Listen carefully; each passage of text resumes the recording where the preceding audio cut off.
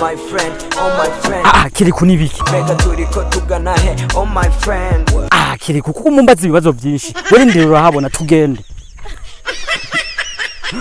Okay, hama Kiriku urabona wagumye uteza kabuguru mayi ngo tugiye, urabona hano tugiye soma nga ni kaze Muntara ya Kayanza komine Muruta.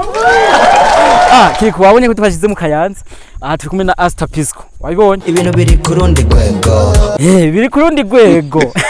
Twashitse kuba first and of all tubande ama kwa mbona hari ku umuntu ari kurafona hari kumfona LinoG ndamwitabe cyane. Amwitabe sawa Asta Pisco avuze ko twagezi wabo. Okay, aro LinoG na jenza ndi mu Kayanza wanyu none ubusigaye ugenda utavuze. LinoG we nawe ntiwaravye stati raba n'ubu nyene iriko ivuga ati ngiye mu Kayanza. Hama be first on the floor shaka mufate imodoka muze ino mu Kayanza suko none Abanyakayanza turaje. Ntiyumva be first bagira badusange gwegura. Okay, hama umviriza umuntu ariho nundi muntu shaka nubwo atavuka mu Kayanza. Drama-T shaka udusange na wewe hano mu Kayanza. Drama-T reka kudekona bro. Umviriza raba uzanane na babifesi muze kuko ubu nyine ndi kumwe na Asta Pisco, umwe akina filme abice bigacika, umwe wamurorera buri munsi muri kumwe na ba D1 suko none. Okay, hama guys twashitse mu Kayanza ndi kumwe na Asta Pisco.